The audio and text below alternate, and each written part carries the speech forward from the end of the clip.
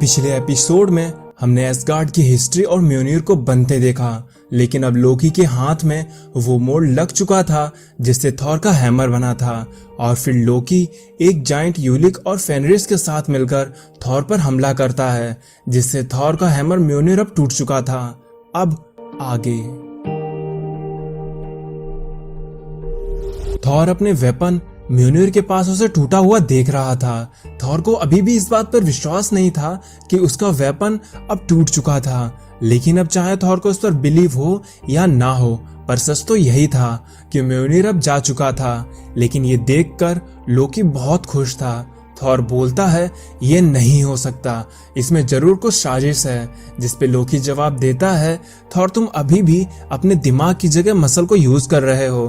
तुमने इस बात पर ध्यान ही नहीं दिया कि जिस जगह पर तुम्हारा ये हैमर बना था वहीं पर ये बाकी के 4 हैमर बने हैं, और जब ये एक साथ टकराए तो म्योनिर को तो टूटना ही था। लेकिन अब ये तुम्हारी मर्जी है कि तुम इस पर विश्वास करो या ना करो, लेकिन अब तुम और तुम्हारे लोग मरने वाले हैं। और फिर तभी लोकी अपने हैमर से थॉर पर एक थंडर स्ट्राइक करता है। ये थंडर स्ट्राइक इतनी तेज थी कि थॉर जमीन के अंदर गहराइयों में चला गया। थॉर उस समुंदर की गहराई में घायल हुआ गिरता जा रहा था और अपने दिमाग में बस यही सोच रहा था कि क्या वो लोकी के सामने हार मान ले और यहीं पर मर जाए। लेकिन तभी थॉर को अपने दोस्तों और अपने लोगों का ख्याल आता है कि अगर थॉर ने कुछ भी नहीं किया तो वो सभी लोग मारे जाएंगे जिन्हें थॉर कभी प्यार किया करता था। लेकिन थॉर ये बात भी जानता था कि बिना हैमर के वो लोकी और उसके साथियों का सामना नहीं कर पाएगा, और इसीलिए थॉर ओडिन का नाम लेकर उस टूटे हुए हैमर को एक बार फिर से यूज करता है और वहां से टेलीपोर्ट होकर सीधा अर्थ पर आता है। इधर अर्थ पर कैप्टन अमेरिका और आयरन मैन हमेशा की तरह लोगों को बचाने में लगे हुए थे, लेकिन तभी एक पोर्टल खुलता है और उसमें से थॉर एक सरपेंट के साथ बाहर आकर गिरता है। थॉर की इतनी बुरी हालत देखकर आयरन मैन और कैप्टन दोनों ही हैरान रह जाते हैं, क्योंकि थॉर की इतनी बुरी हालत उन्होंने आज तक नहीं देखी थी। लेकिन थॉर ऐसी हालत में भी बस एक चीज बोलता है, अवेंजर्स असेंबल।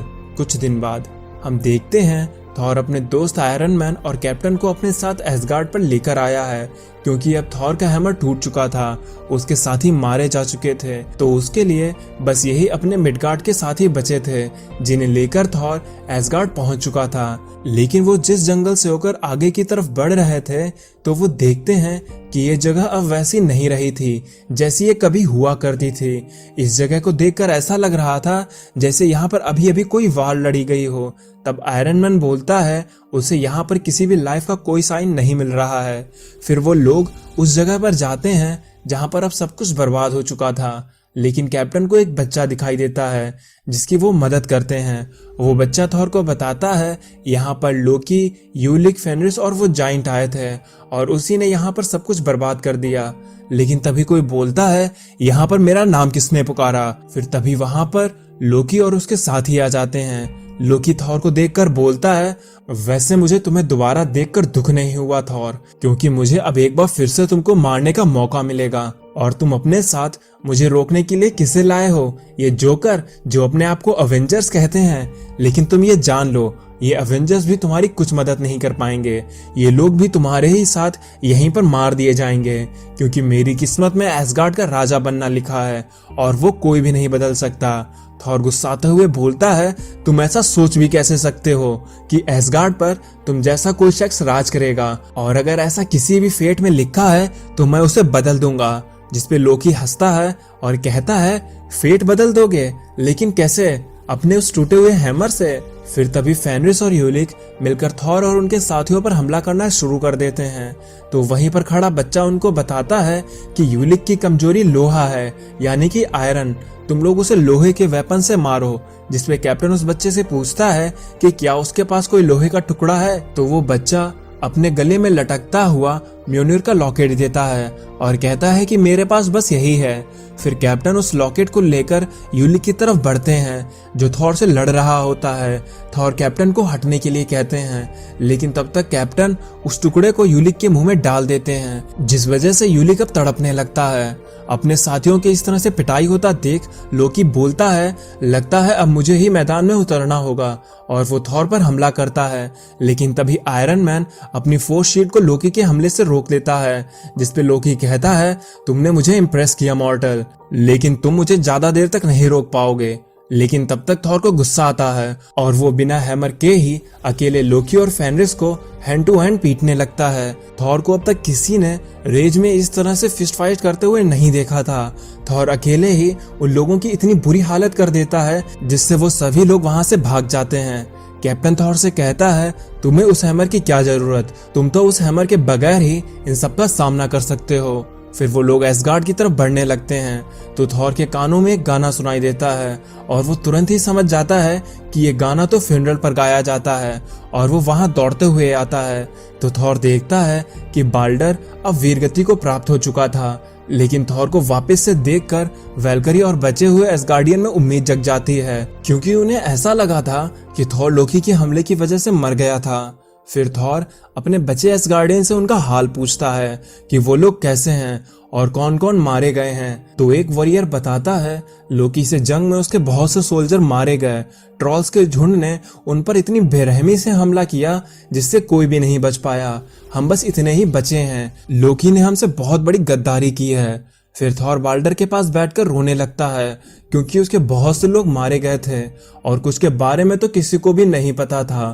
थॉर उन लोगों से अपनी माँ फ्रेगा के बारे में पूछता है, पर वहां किसी को भी उसकी माँ के बारे में कुछ भी नहीं पता था कि वो कहाँ गई। फिर थॉर खड़ा होकर कैप्टन और आयरन मैन को उनका साथ देने के लिए शुक्रिया कहता है, जिसपे कैप्टन कहते हैं कि थॉर चाहे तो अर्थ से बाकी के हीरोज को बुलाकर एसगार्डियन को बचा सकता है। लेकिन थॉर कहता है, नहीं, ये जंग उसकी है और उसे ही अपने लोगों को बचाना होगा, और वैसे भी एसगार्ड के विलन कोई नॉर्मल विलन नहीं थे, और इसी वजह से थॉर अपने अर्थ के दोस्तों को खतरे में नहीं डालना चाहता था। थॉर कैप्टन से उस बच्चे को लेते हुए बोलता है, अब तुम लोग का अपने घर जाने का वक्त आ गया, तुम लोग अर्थ पर जाना और हमारे बारे में उनको बताना कि हम एसगार्डियन कितने ग्रेट वॉरियर थे जो कभी भी किसी के सामने नहीं झुके, फिर चाहे उनकी अपनी जान ही क्यों ना चली जाए, उन्हें बताना कि वो लोग थॉर के दिल में हमेशा रहेंगे। और इतना कहते ही थॉर आयरन मैन और कैप्टन को वहां से अर्थ पर भेज देता है। फिर थॉर अपने बचे हुए एसगार्डियन के सामने खड़ा होकर बोलता है, मेरे भाइयों, मैं जानता हूँ आज हमारे कई साथी मारे गए और अब बाल्डर के मरने और फेनरिस के आजाद होने के बाद हम ये समझ गए हैं कि ये कुछ और नहीं बल्कि रैग्नारॉक है, क्योंकि यही भविष्यवाणी थी कि जब बाल्डर मरेगा और फेनरिस अपनी कैद से आजाद होगा तो खुद रैग्नारॉक एसगार्ड को तबाह कर देगा। लेकिन अगर आज ये रैग्नारॉक आएगा और हमारा उससे सामना होगा तो हम उससे छिपेंगे नहीं बल्कि उससे डटकर मुकाबला करेंगे और ये साबित करेंगे कि हम एसगार्डियन आखिर है कौन। थॉर की इस स्पीच से वहां मौजूद हर योद्धा वैल्करी के मन में जोश भर जाता है और वो सभी एक साथ बोलते हैं, हाँ हम लड़ेंगे, हमारे सम्मान के लिए, हमारे एसगार्ड के लिए। और तभी आज का ये एपिसोड यहीं पर खत्म हो जाता है और इसके आगे की स्टोरी कंटिन्यू की जाएगी इसके आगे वाली वीडियोस में। और जैसा जैसा हम आगे बढ़ते जाएंगे वैसे वैसे ये स्टोरी और भी ज़्यादा इंटरेस्टिंग होती जाएगी। अब मैं जानता हूँ आप में से कुछ लोगों ने इस स्टोरी को कहीं ना कहीं देखा होगा, लेकिन मैं चाहता हूँ कि मैं आप तक ये स्टोरी फुल डिटेल्स में दिखाऊं जिससे आप इस स्टोरी का हर एक मोमेंट फील कर सकें। और अगर आपको ये वीडियो पसंद आई हो तो इसे लाइक जरूर करना, जिससे मुझे मोटिवेशन मिलेगा और मैं नेक्स्ट वीडियो जल्दी ला पाऊंगा। अब मैं चलता हूँ, आप मेरी बाकी की वीडियोस एंजॉय करें और खुश रहें।